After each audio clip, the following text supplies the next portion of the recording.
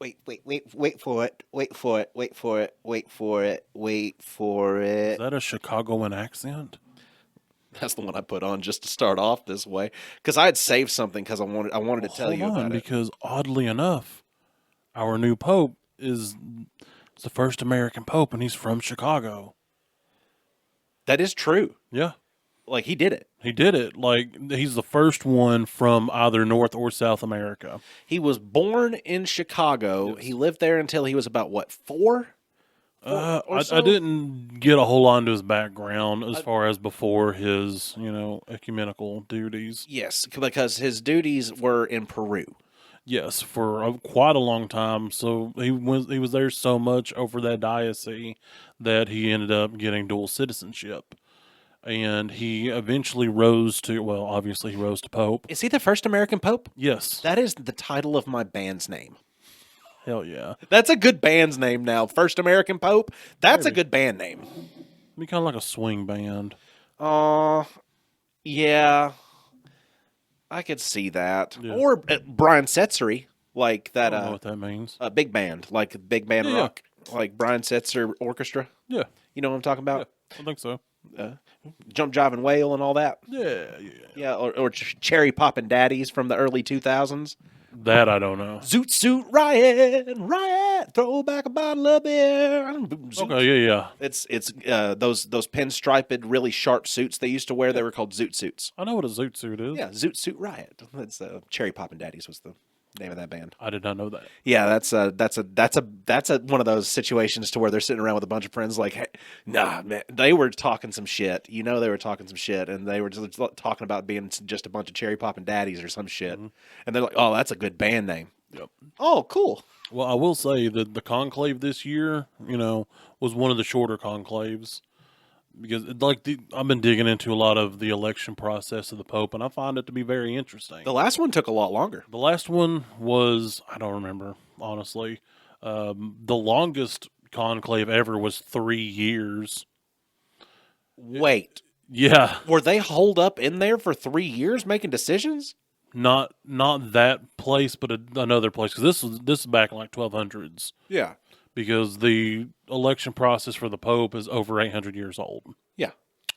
So they were without a Pope for so long that the people in the Vatican City and Italy actually locked them in the building to where they couldn't come out, because they'd always, sequestered themselves away, but they were locked into where they couldn't get out of their own volition.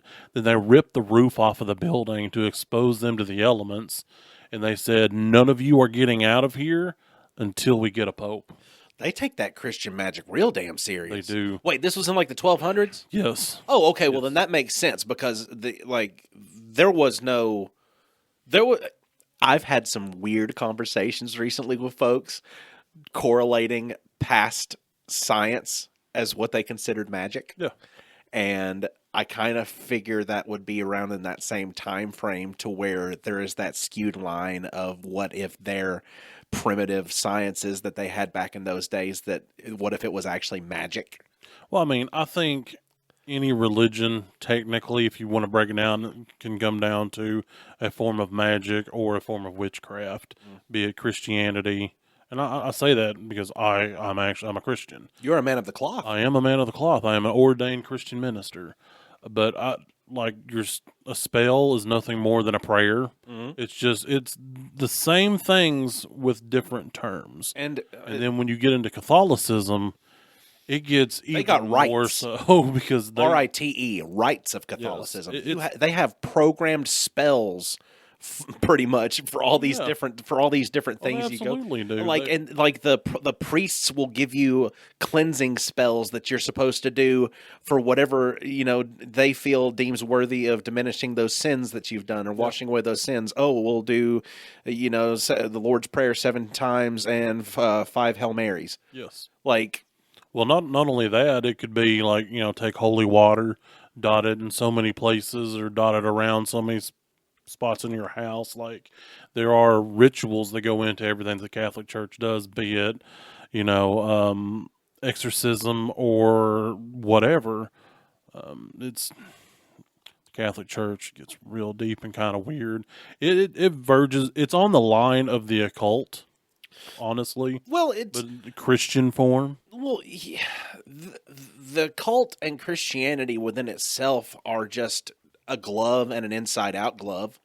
It's, Yeah. I mean, that's all that it is. Guess what? Hey, it's still a glove.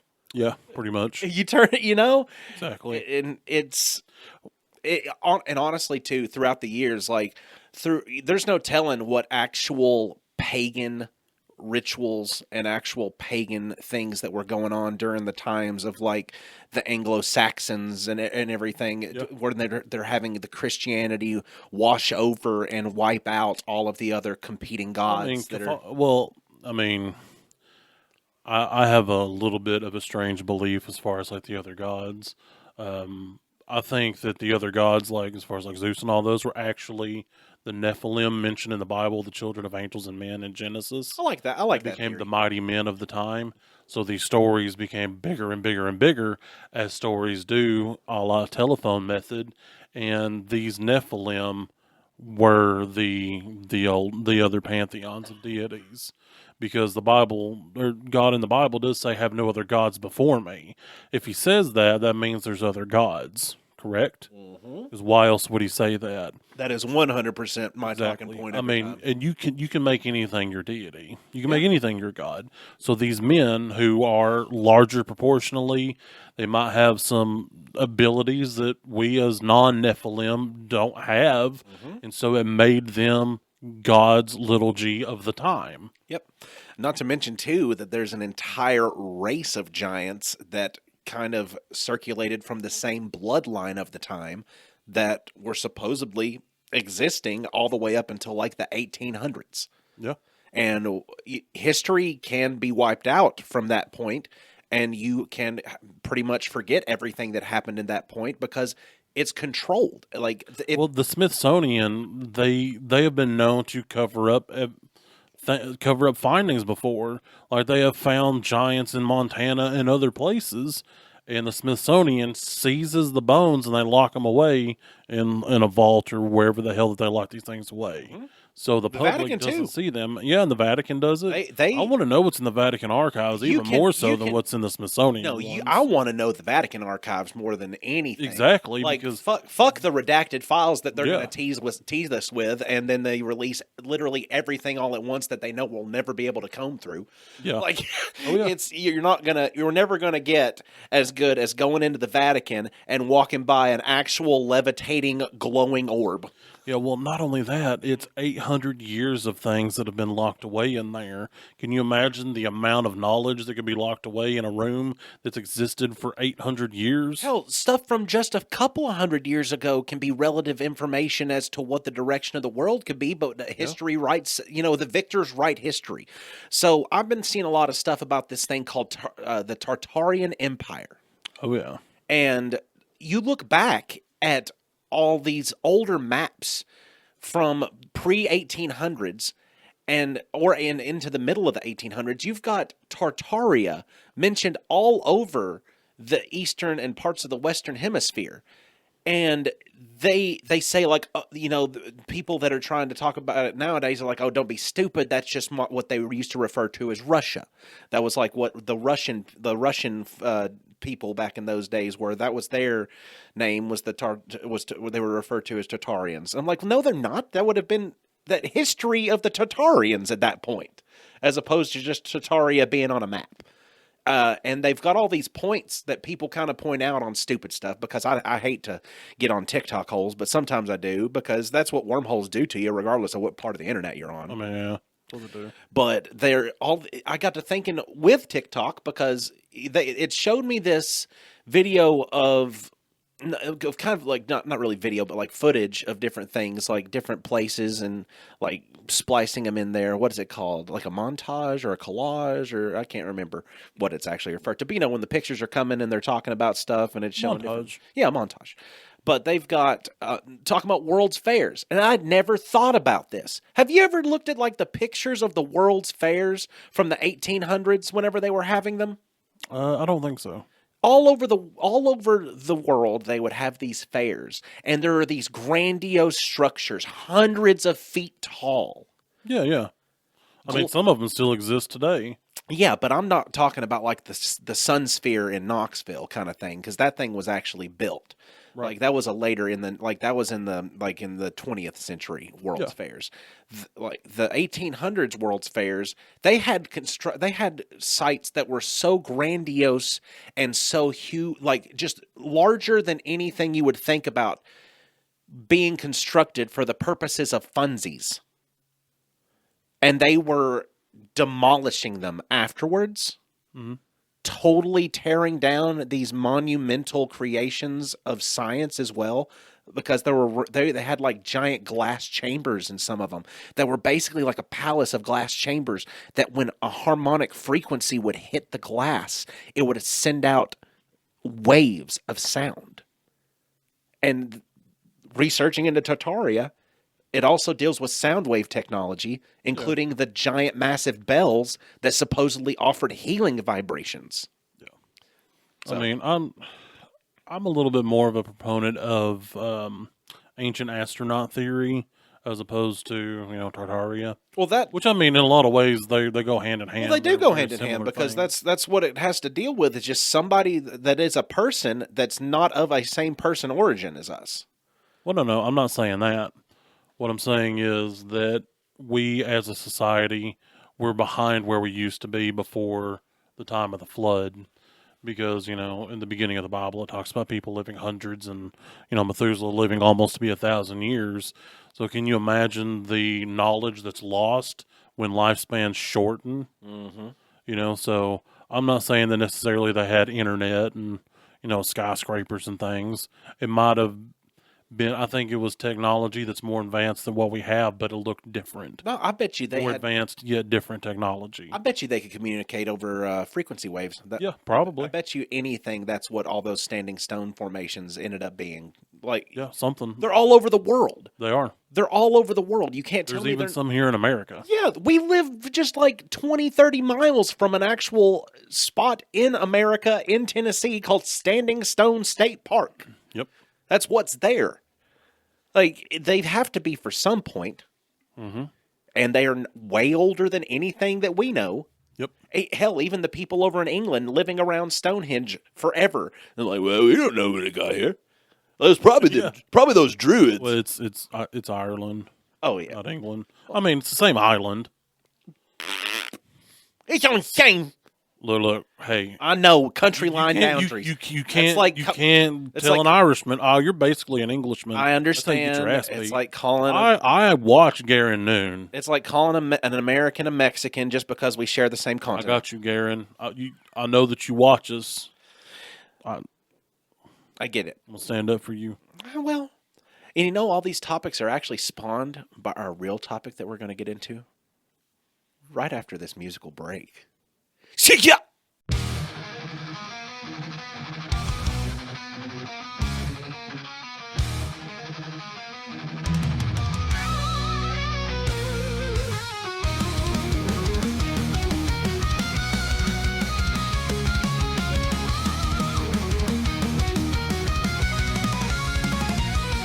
Oh, gather round, you mates of mine, for tales of nerds and lore. Three best friends on a podcast line.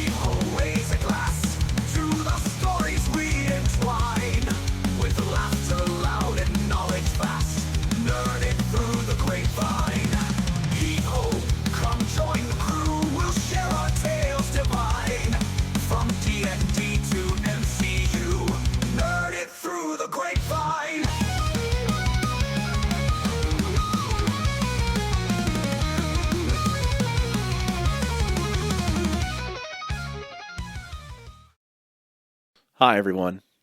I'm Austin Shazam Kia And Pfeiffer, and I'm Tiny the Elder. and we are Nerd It Through the Grapevine, the podcast where your best friends gather weekly to talk about our favorite parts of past, present, and future nerd culture. And here recently, the state that we live in has come under some pretty harsh and awful supreme ruler style laws after some stuff that we really enjoy. And I just thought that we should talk about it a little bit, and so did Tiny. Tiny thought it would be a good idea to talk about. We're going to talk to you guys a little bit about. They call it gardening. They do call it gardening. So typically in the garden, you've got different kinds of things that'll grow. Sometimes you've got flowers. Sometimes you'll have the occasional weed. So we're going to talk about gardening.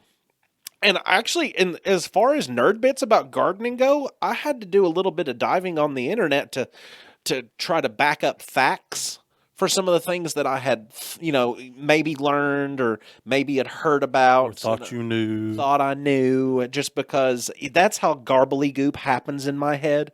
I'll learn some things and then it'll be replaced with another thing, but not the entirety. So sometimes things blend together.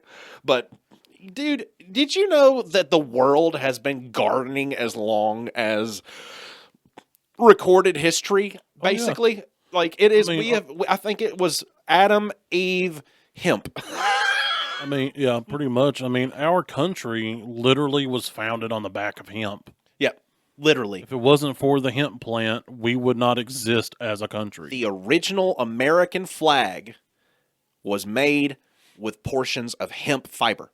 Yep. The American flag would not have been grown without it. The colonists, when they came here, they carried hemp seeds and hemp on the boats because they knew how versatile that the plant was, because you can make cloth, you can make rope, you can make fiber, paper. Like it filled so many of the needs that they would have once they got here, but in one single plant. Two of our founding fathers, George Washington and Thomas Jefferson, both had massive hemp growths on their And they plantations. also grew what they called Indian hemp, which was marijuana. Which also, funny enough, is where we get the term indica. Isn't that funny? Yeah. Because the actual little classification. Yeah, the classification of is cannabis sativa whenever you're going into the plant, but then you get into the nicknames and stuff. It kind of varies on how it makes you feel. Oh yeah. So that's awesome that he had Indian hemp. That was just well. And Thomas Jefferson never spoke about consuming it himself, but George Washington spoke about him consuming it a lot. So Thomas Jefferson, one of our biggest, most influential founding fathers, was a stoner. Yeah. I mean, that's cool to me. Yeah. Sorry. I mean, absolutely. It wasn't until, which I don't want to talk about the prohibition of everything and when that came around, because no, we're just going to talk about happy fun stuff. Because that happened later, but there was stuff that happened with marijuana that I never knew. Well, we can get back to you. I'm sorry. I don't mean to keep interrupting. Well, no, I mean, I'm just talking like even back further than that. Like that's just a founding of America. Like there's foundations within the root of like ancient civilizations that. Oh yeah. That well, the crazy thing is that we did, we're going through a prohibition of it right now, when even in that time,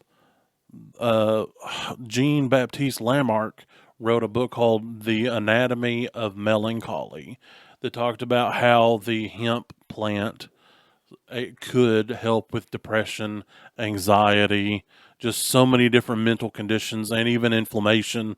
Like, we knew this 300 years ago, and we can't figure out today that it can be used medicinally.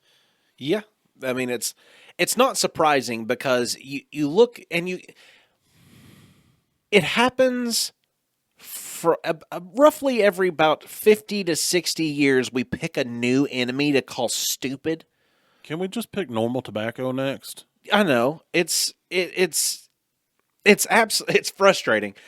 Can we, as the podcast, decide Oh, what we're going to call that? No, because I don't. Mushrooms. No. No. Like the stuff people put in food, mushrooms. Oh, like the actual like shiitake stuff. Yeah.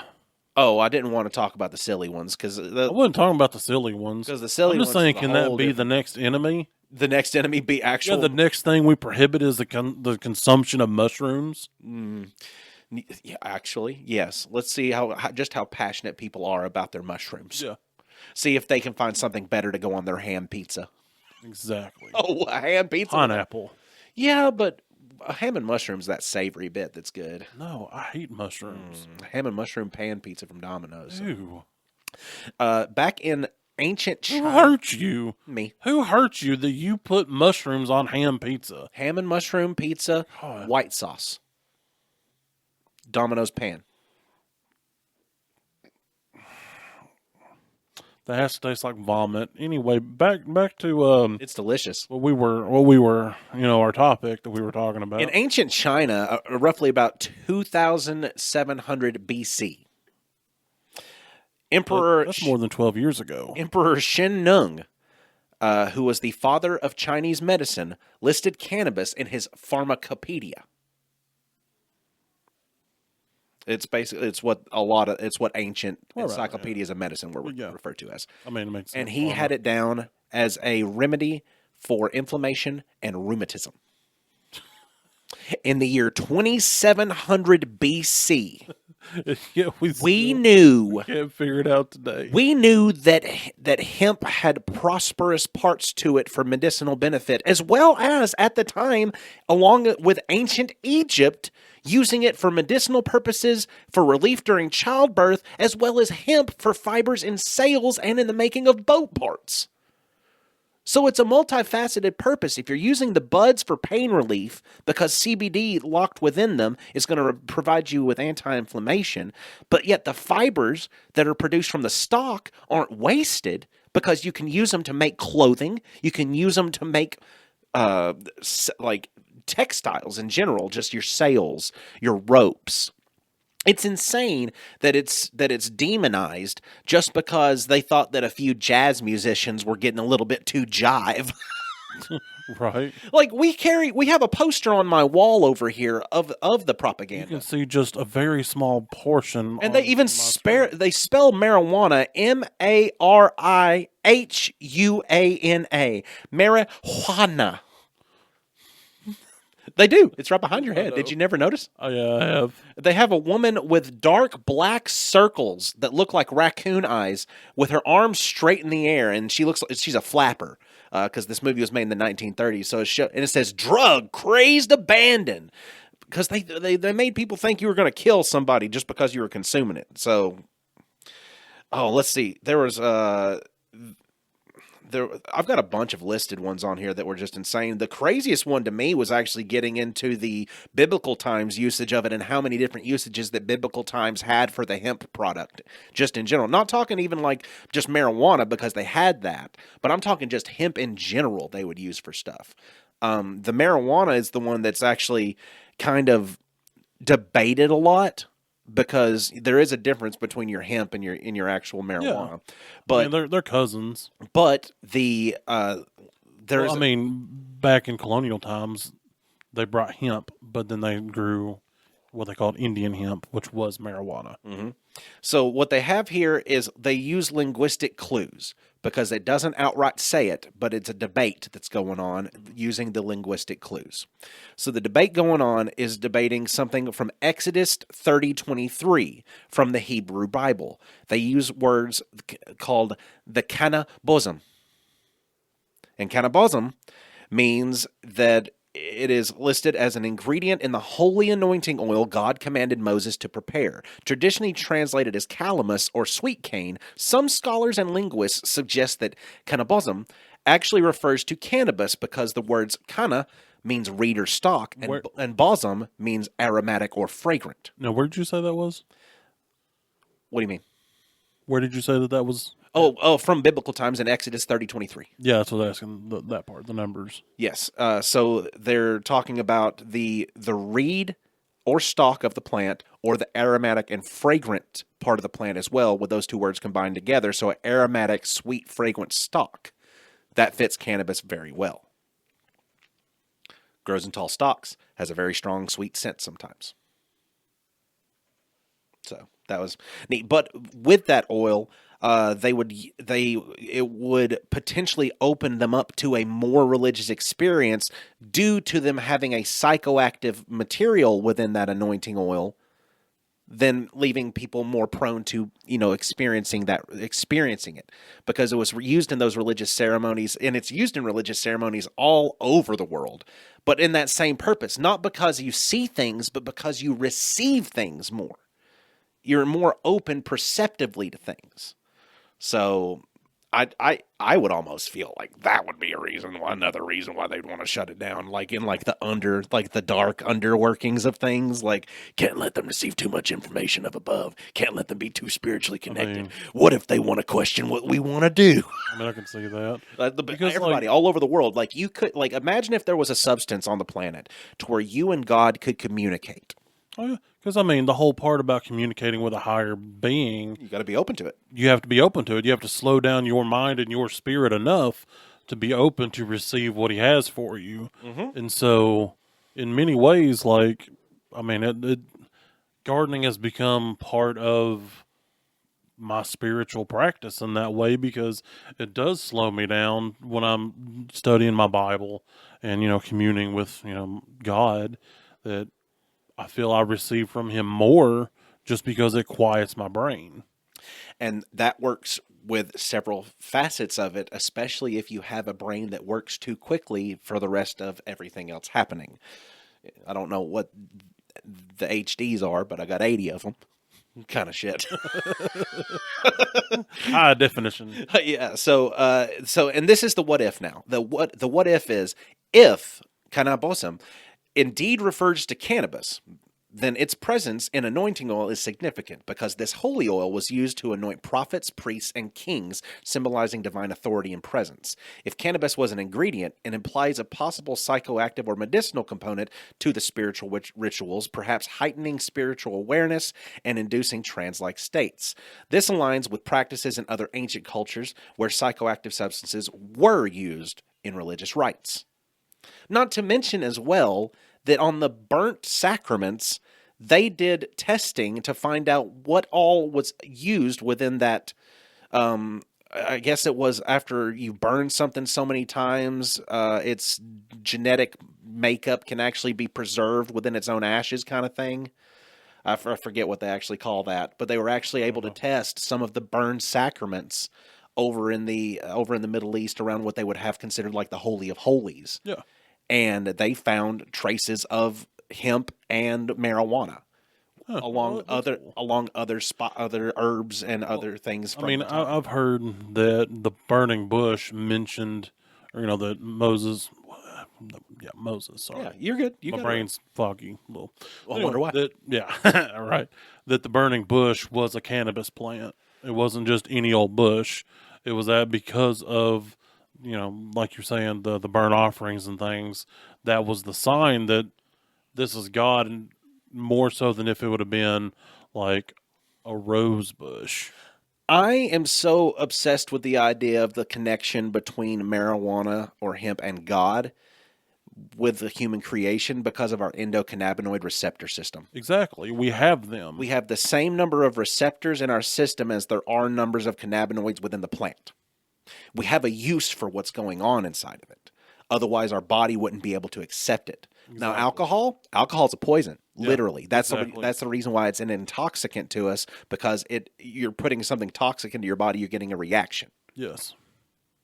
I mean, that's plain and simple. Same thing with nicotine. We do that all the time. Yep. If it was the other way around, and instead of everybody using nicotine or everybody using alcohol and everybody was using the other thing, we'd be a whole lot more peaceful. Oh, absolutely. We'd be a whole lot more introspective. And I've said to customers a lot when we're talking about the, debate of legality, I'm like, I've never seen somebody smoke a doobie, go home and beat their wife. But how many times have you heard of that from somebody that used alcohol? I could I mean, I lived that growing up, you know? Yeah. I mean, my life would have been so much different if cannabis was legal and the father figures in my life knew about that instead of the alcohol. I worked with Tennessee Drug Task Force for a little bit. I was a sheriff's deputy and SWAT operator. I was a wee woo, you know, wee woo, wee woo. Dude. So I have an uncle, my Uncle Alan. He's one of the greatest people I've ever met. Also, if there is a zombie apocalypse, I call dibs on Uncle Alan He's prepared. because he knows he's an old school country woodsman. But he and I were talking at Easter time, oddly enough. So he's a normal Southern folk. I wouldn't call him a normal Southern folk. Oh, okay, He's a different class of being. okay. But, you know, they live out kind of in the middle of nowhere, so we're sitting there and food's getting ready to be, you know, dished out and eaten. And we don't really get to hang out often. It's usually big family gatherings, but he always makes it a point to come and sit and talk with me for a little while. Good. And it's just some of the best conversations. You know, usually it's, you know, about religion and nature because, you know, we're both religious people. He knows way more about everything than I do. He's had time. Yes. And exactly. And so we're sitting there talking. He was like, "So what do you do now?" You know, and I was like, "Well, you know, deliver groceries with Walmart and I work at a vape shop." He goes, he thought I said bait shop at first because he's a little older. I've had And I was that like, no, no, no. same conversation. I was like, no, vape. And I pick up my vape. He goes, "Oh, vape." He's like, and, you know, I was like, you know, we sell hemp and stuff. And he looked at me. He goes, "You know," he said, "I don't necessarily use that myself, but I think that that's just one of the gifts from the Lord that he gave us." And I was like, "What?" I mean, it was kind of mind boggling that my Uncle Alan, you know, was telling me these things because I'm going, well, I mean, I agree completely. I just would have thought you would have been like staunchly against it. My Uncle Keith is He even told me smoking weed stories. Becky, my sister, if you're listening, bet he ain't told you any. Well, he might have, but if not, I got there first. my mom told me some stories, and I thought it'd be a nice gesture to give her a couple of indicas for her birthday, and it didn't go too well. Because last time she had some was back in the 70s where the max percentage was sitting around 12%. Yeah. And she got some of this new shit with that percentage sitting up about 32. Oh, so okay. She rode the lightning. She called me and cussed me a blue streak. She said, "What the fuck did you do to me?" What did you give her? Just some Sherbet. OG, some sherbet. Yeah, just some Gotcha. Sherby's pre-rolls. Just and I told her just to take a couple toots on them and it should be fine because I was a two-toot Tony at one point, like it but happens. the thing is, the older generation is like, "Oh, this ain't the same stuff as back in the day." No, They're thinking the stuff back in the day was stronger. They were thinking the stuff back in the day was the shit. Yeah. So she got about 7 puffs in, and That's too many. and then she calls me irate because of what's happening to her. And then I said, "Mom, it's going to be okay." She's like, "I'm not comfortable. I'm not comfortable at all. I can hear my heart in my ears." I said, I'm like, "Mom, it's going to be okay." Now, I just wanted you told me this is going to make me relax, and I'm the opposite of it. My Fitbit says my heart rate is 110, and I'm sitting still. I said, "Well, you sound pretty wound up." I said, "Just calm down a little bit. Just breathe it out for a minute. And I bet you're going to feel great once you get past You should have this told her bit." to eat a couple pieces of peppercorn. Yeah, will I bring it down? Yeah, the terpene that's in peppercorn will bring you down a couple notches if you start to get anxious. Huh. It's CB. I can't remember what it's called. N? No, CBG? no, I can't remember what the terpene's called. Oh, that's a cannabis. Caryophyllene. Hey, that's a good brain. Yeah. Good on you. Hey, Stoner Gump. And you know what? The next day, I called to check up, Yeah. and she didn't answer the phone. I thought she was mad at me. Like, I called her a few times. She didn't answer the phone. So I called my dad. I'm like, "Hey, dude, is Mom mad at me?" Like, he's like, "Huh?" I was like, "I just figured she'd be mad at me." He goes, "Oh, well, let me tell you about your mom. She's still asleep." It was 4 in the You afternoon. slept good. She slept 18 hours Wow. because she just wasn't getting restful Look, sleep. Did I tell you what happened when I had OG the other day? No, but it's probably a good story. Dude, okay. It'll sneak up. I'm not typically an indica gardener, you know. I like more sativa things and sativa leaning things. But every now and then I'll go, let's get us something that's not this. Well, I got one of the containers of the OG that we have. And I've also got you know about my new device, my fancy ball device. Yeah. So I was using that. It's a heat induction device that Yes. doesn't actually apply fire or heat to a source. Yes. It pulls hot air into it and then decarboxylates it. That means heat to change. It Yes. changes it from its raw form into the vaporizable form that'll get you where you need to go. Exactly.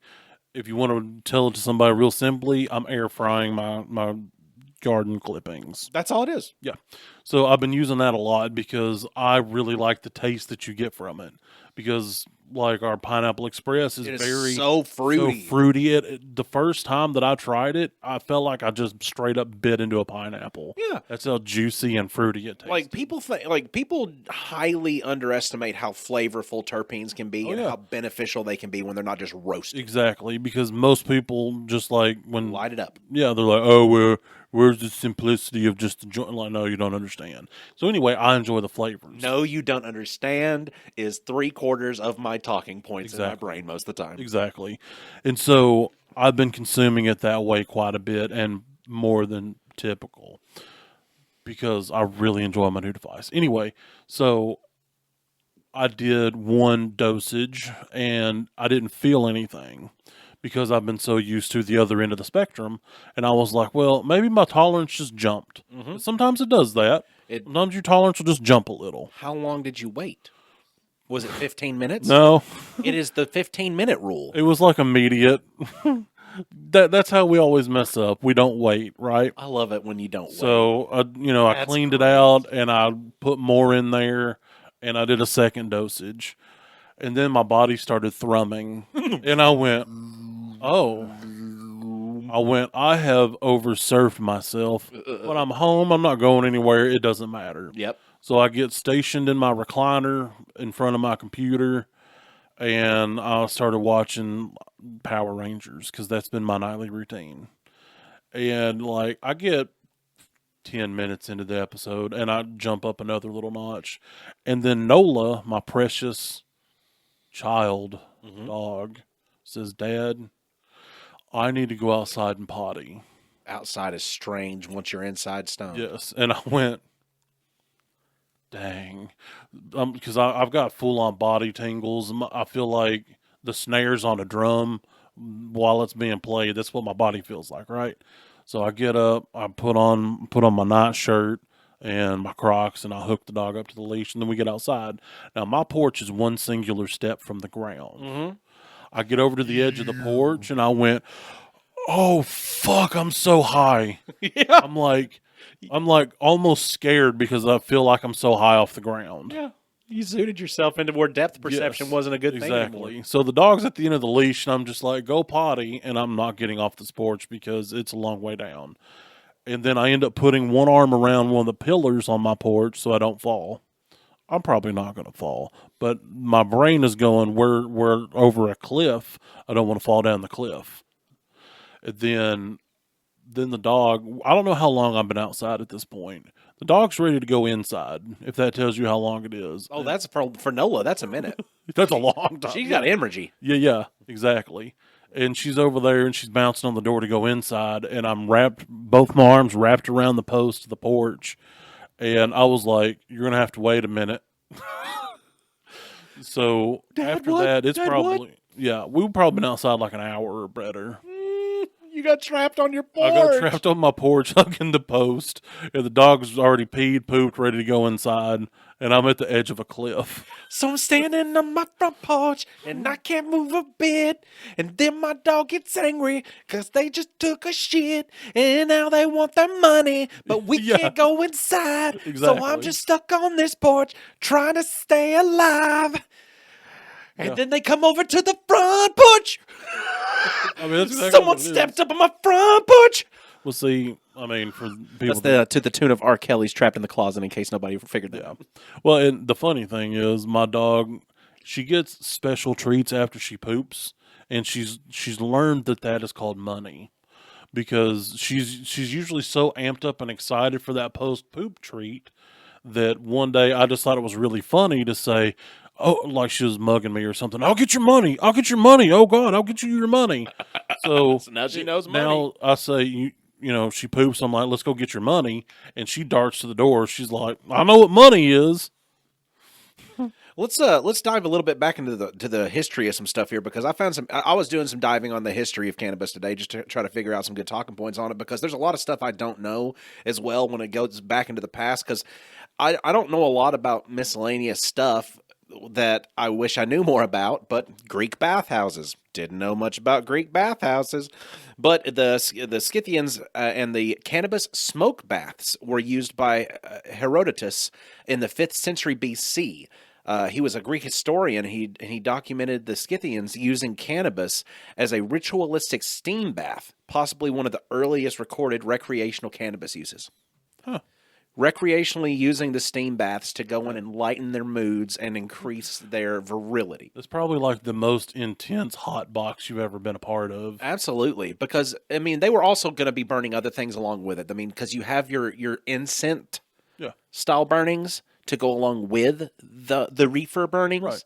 Just because the smell would probably not have been as pleasant, but then they pleasant up the smell and then completely fog the room up, and by the time you leave, you can smell like colors. I mean, there's something to be said, because I think the incense being bought by potheads is less to cover up the smell and more just to set the proper tone and vibe. Yeah, Because like incense or vibe. Yeah, there is nothing better than, you know, like I've even purchased some RGBs Yeah. to go in the corners of my house. Yeah. That I can turn them to certain colors and put on some music. It's an and ambiance. some incense. You really just set a vibe sometimes. And like doing that to take a shower. Like I after- guarantee, if after doing some gardening is some of the most magical times you're ever gonna have. if I had my own establishment of vaping, it would be an establishment pretty much only of the hemp variety, and I would have an entire section of just called Good Sniffs, Oh heck yeah! because the Good Sniff wall would be stuff that you're going to have in your house that's going to make it not smell like what you've been doing, Right, as but well as also- good sniffs and adding to ambiance, because honestly, it does make your mood different when you have good sniffs. Yeah. So if people are looking for mood changing stuff, also look for essential oil candles that might burn essential, have like essential oils infused into them, that like your lavenders and your eucalyptus, because your eucalyptus is going to be naturally cleansing to the environment, as well as the lavender being naturally calming. Just that kind of stuff, like hippy dippy shit. I mean, there's something to be said about that hippy dippy shit. Hippy dippy shit. I mean, terpenes. Terpenes exist within so many different plants. That's why wheatgrass and lemongrass and all of these different health smoothie fucks like these so much, is because you get terpenes in them.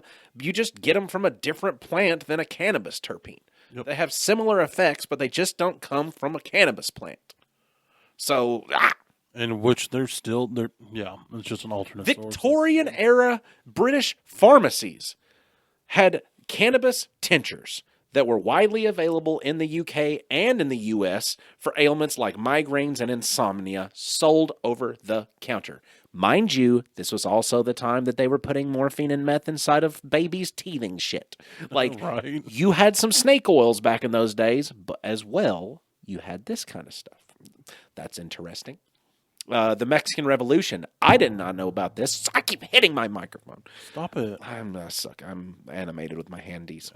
The Mexican Revolution and the U.S. cannabis panic of 1910. I didn't know about this. So the Mexican immigrants that actually introduced recreational cannabis into the U.S. in the early 1900s, post-Mexican Revolution, but a xenophobic backlash ended up criminalizing the efforts. So it's basically like, you know, the refugees are coming over and they have recreational cannabis. Like, hey, well, they're just smoking this stuff. What do they got over here? Oh, well, they're doing this. Oh, that's cool. Let's try some of this. Okay, we're doing that. You're just going to be like those filthy Mexicans, and that's what they were saying. So it's kind of like that meme of the Great Coke debate. You know, it's like America says we got the best Coke, Mexico says we got the best Coke, but then Colombia enters the chat. And the only thing that I can hear is Sofia Vergara, because I hear Colombian and I hear Sofia Vergara just going, "I heard you say you had the best Coke." Yeah. How can she sound so sweet and menacing at the same time? Like whenever she's talking in a Modern Family, whenever she's talking about like her character's talking about like in Colombia we had this and this and this, and it's always such a lighthearted voice that she's saying it in, but there's like murder involved. It was nothing to hide the body, you know. Just It's like some of the darkest shit, and she just sounds so sweet and innocent about it. Like, hey, you know, da, da, da. World War II had something called Hemp for Victory. The U.S. government encouraged farmers to grow hemp for rope and parachutes during World War II, despite the earlier restrictions that were placed on them, highlighted by the Hemp for Victory film. Because in the 1930s, that's when Reefer Madness happened. 1930s was a Reefer Madness propaganda campaign. I just want to know who the asshat is that woke up one day and decided, I have a bad time. I want everyone else to have a bad time. His name too. was Harry Anslinger. And just Harry convinced Anslinger. everyone. Harry Anslinger. Is he the one that convinced everyone that weed is bad? The 1936 film Reefer Madness was a part of a larger campaign by Harry Anslinger to demonize marijuana, blending racism and information. So it's basically scaring people into a belief, also combined with a preconceived prejudice against colored. Boom. There you go. Pot bad. That's so fucking dumb. That's twice that they did it, though. It's twice that they've done it. You get a craze of it, and they demonize it because the Mexicans use it. You get a craze of it, and in the 1930s, they demonized it because they said black people used it. I mean, they probably did, but white people did too. Yeah, but We all did. That's like saying it with negative context. Yeah. Like saying like, "Oh, you're using that black people stuff." Like, what are you talking about? Yeah. Look, No, we can't. We don't talk. We don't discuss it. me and my BBC, we consume together all the time and have a great time. My best black companion. Jesus Christ, the internet's not a safe place for you. What, he called me BWC, his best white companion. I hate you, but it is... Oh, another religion that uses it. Pretty commonly known, Rastafarianism. Okay, yeah. Yeah, Rastafarianism. Cannabis plays the sacred role in Rastafarian rituals, symbolizing wisdom and connection to the divine. The culture ties to reggae and Bob Marley. Are you saying that I'm more of a Rastafarian Honestly, than a dude, Baptist? the I don't know idea what it sounds like. of how many spiritual rituals throughout time use this as a way to access the divine more clearly, it's kind of duh. Hinduism uses it, and I thought they weren't allowed to do anything intoxicating. I don't know enough about Hinduism to even comment, honestly. Hindu religious uses use bhang, B-H-A-N-G, bhang. I've got several at my house. By God. Cannabis, bhang, is considered sacred in Hinduism, linked to Lord Shiva. It is consumed during religious festivals like Holi for spiritual elevation. See, the only reason that I know a little bit about it is because my wife's mother has worked for them for probably the last 20 years.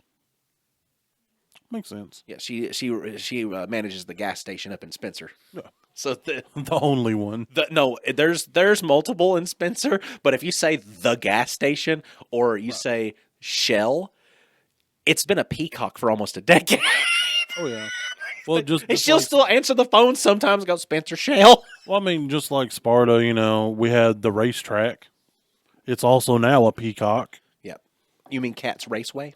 Yeah, Raceway. Yeah, that's what I meant. Sorry. Yeah, now it is. Now it I is. mean, everybody still calls it Raceway. Yeah, everybody still calls it Raceway because that's the one place that you can get all the best beverages and mugged. I literally got in an argument with one of my exes that it was no longer called a raceway, that it was called a peacock. It's not Cat Speedway anymore. It's a Peacock. Yeah, But everybody knows it's Oh, Cat she Speedway. got mad. I was like, I'm not saying it to upset you. I'm just saying that's what it is. Let's see. In the 9th to 13th centuries, Muslim scholars wrote about cannabis, their hashish use for medicinal and recreational purposes. Sufi mystics sometimes used it for religious contemplation. It's all over the world, man. It's all over the world, all over It's in every world. From- Every world. from- It's all over the world and in every culture in some way or another as some kind of positive, beneficial thing to our life. And yet we as Americans, And now here's where America comes into play. Ready for the American stuff? The Americans used it during MK Ultra.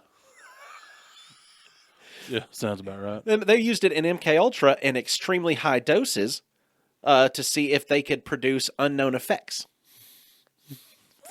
Like, let's get the most. Well, I wonder, it makes them kind of hungry. Like, let's get these super concentrated, super potent amounts, and make sure that we give the most that we can to these folks without killing them. How's this That's going to how work? dabs were created. Yeah, and now we just called them dabs. Or wizard sauce.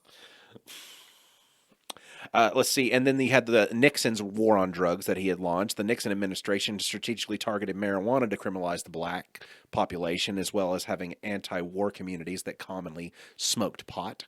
So the anti-war communities were always, the like your hippie style folks that were always lighting up. So of course they use it. So therefore you can't be one of those pot smoking hippies. Just that's how I think Richard Nixon is supposed to sound based off of Head and Jar. Yeah, it's true. Because that's the same thing I hear every time I hear Head and Jar Nixon. I mean, I feel like he sounded similar to that anyway, which was why the voice, but obviously more caricatured. In modern legalization, the waves and economic booms stretch from Colorado to Thailand, where legalization has sparked not only a cultural shift, but massive new industries and social equity movements. Not to mention the first year that Colorado made it legal, they didn't know how big of a boom they were going to be, and they had such excess tax money back that they had to give every citizen of Colorado like $1,000 from the state. I don't know if you knew that or not. No, I still don't know that. You did. I was reading something that I was going to say. You'll hear it after Black Flag gets done with it. Now, after Colorado legalized it, the first year they legalized it, the following year they had so much excess tax revenue. They do every single year. The first year was the biggest year, but they still have to pay every year. Like they can't. Exactly, and the tax revenue from the sale of cannabis goes to fix their roads. It goes to the school system. How can that be bad? And then there's still so much left over that every citizen of Colorado, if you've been there for, I think, you have to be there for a set amount of time, gets a refund. Mm-hmm. It's wild. And the opioid crisis in those states, like Colorado, has plummeted to almost non-existent. Well, if you have an opioid epidemic and you have privatized prison systems, they also kind of work in tandem with each other to keep people on a wheel of addiction and incarceration. Yeah. So therefore, if you have something that's going to put a natural blockage into the wheel of addiction and incarceration, then that's going to be an issue with one of your state's major setups for money.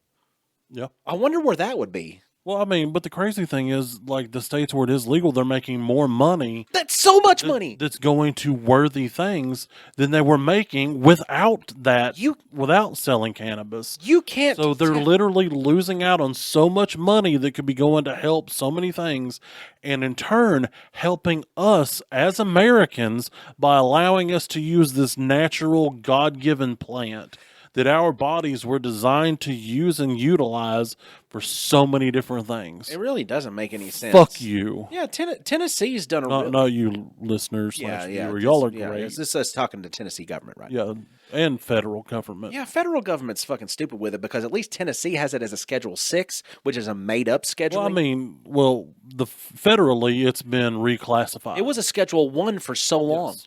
Which is the Schedule same as 1 heroin. It's all very illegal. But you know what's kind of funny? Cocaine is a Schedule 2. because it's actually, they have found a medical use in eye surgery for cocaine. So that's one use for that one product. So it has to be a very controlled substance. Yes, And under no circumstances besides this smidge. exactly. Yet the cannabis plant, which has many uses, All over the board. you cannot overdose on it. If anything, you cannot overdose on it. The only violence that you create after consuming the product involves bags of Doritos.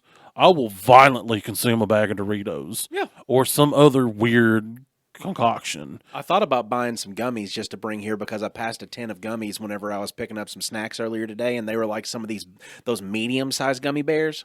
Mhm. You know, not like the smaller ones, Yeah. not like the big boys, but like they were medium-sized Yeah. gummy bears. So they were like, "Oh, this is that shit they use whenever they're trying to lure you into a witch's lair kind of gummy bears." Like, They were probably trash gummy bears. too. yeah, that's what I was kind of thinking. Though that's why I did not buy them because I did not want to, spend the $4 on the a. Shack's Head gummies are kind of trashed. I would never buy those. I don't want to eat I've- Shaq's head. I bought both of them, the regular and the sour. Mm-hmm.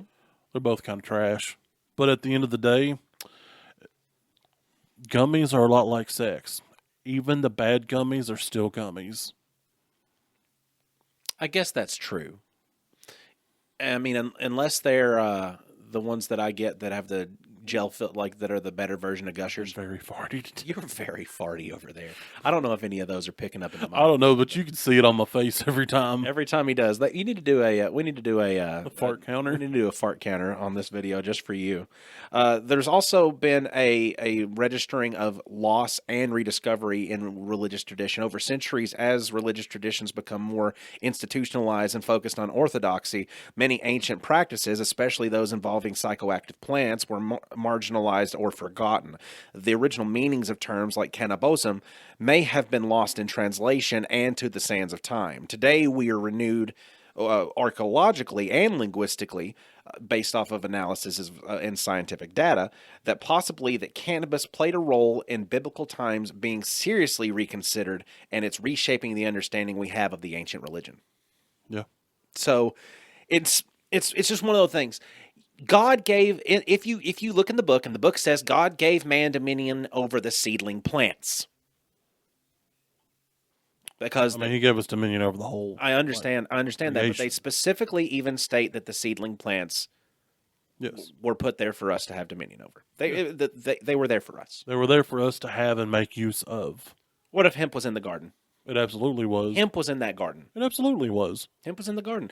And you know what the forbidden fruit was? It wasn't an apple. I believe it was a mushroom. I mean, it could have been some type of mushroom, yeah. Because it could have been, and it very well could have been on a tree. Could have been grown on a dead spot. Could have been a mushroom. No, I mean, based on the description in the Bible, it was its own specific plant. You never know, though. Could have been, I don't think apple. No, it wasn't. It definitely wasn't an apple. I think apple's just washed. Apple is just That's that was washed just to a hell. generic fruit That's modern washed all down. thing. Yeah. Like, it wasn't an apple. I mean, think about it. If you think of fruit, what's the first fruit that pops in your brain? An apple. Yep. That's why they chose the apple. You know, throughout this episode, we've plugged bits of history in to all of this, tying into what actual cannabis usage has been over the time that it's been. We don't have a lot of educated people out there in this world anymore because, I mean, I was on the internet just today and I saw something that made my brain spiral down into the depths of darkness that is, what is this world? And it was an argument that was taking place between two people online because this person was saying that they are ignorant because slaves never picked cotton. Slaves couldn't have picked cotton because cotton comes from sheep.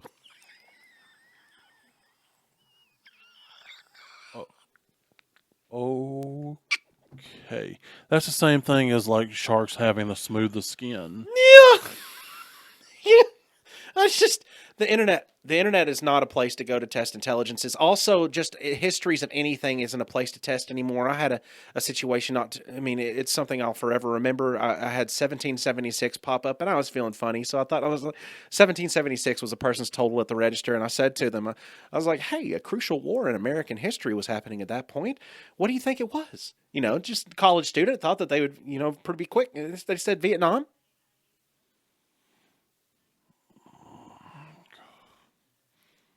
The whole group that was around them was embarrassed for them. rightfully so. In 1776, the Vietnam War happening, since those Vietnam War veterans hanging around nowadays are 200 years old. Yeah, Tiny. What you got over there? Oh, I was trying to find the sharks having the smoothest skin thing. Explain to me the sharks with the smoothest skin. Okay, I'm trying to find it because it's worth reading. I need to understand what you're talking about over there, because I mean I would think that sharks have smooth skin.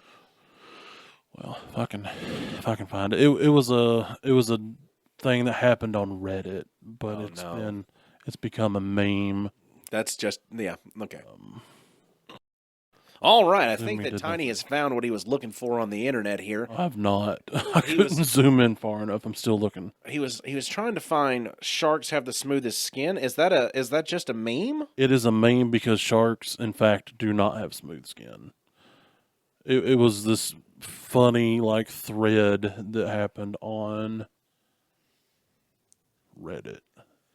Let's see. Sharks have the smoothest skin? Yes. That? No, it was literal people going back and forth arguing about sharks having or not having smooth skin. Sharks have denticles. Dermal denticles. They're placoid scales, small tooth-like structures that cover the skin all over their bodies. So they literally don't have I know smooth skin. that's literally the point. Oh, I understand what you're saying now. Yeah. I would have thought that sharks had smooth skin because they look all shiny. Well, like if you rub a shark in one direction, it'll feel smooth, but the other way, it'll basically cut your hand open. Yeah. That's why, like the traditional wasabi making method was to grind, the wasabi onto a piece of shark skin. Huh. So they used it as a grinding board? Yeah. That's cool. Yeah, kind of like a mortar and pestle situation, but it's with shark skin. We've just learned all sorts of stuff today on the podcast. But this has been the most educational episode we have had in a hot damn minute. I know. I'm proud of us. We've not been like, I'll learn you something in quite a while. No, this has been an interesting learn you something. Thanks everybody for joining us. It's been a great week. I hope that we can keep gathering like this and not have hiccups, because our schedules as adults they're raunchy sometimes. They really are. They can't. I wish that they would have taught us that in school about, hey, by the way, once you get into your 30s, you can't do fuck shit besides what you're scheduled for.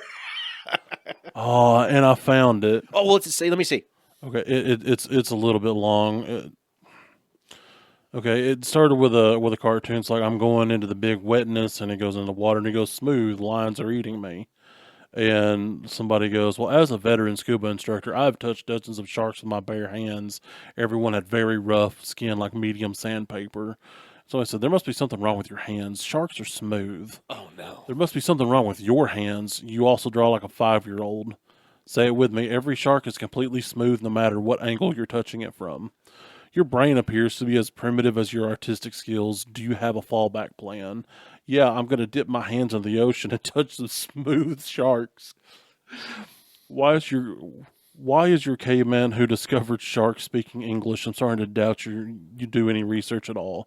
Here's a song Carlos Santana and Rob Thomas wrote after touching a shark. And it's Santana's Smooth. I would have never guessed. Also says the rough sandpaper like texture of shark and ray skin coupled with its toughness in the wiki article. As other starts, shark leather is known for its rough, coarse texture. That's not true.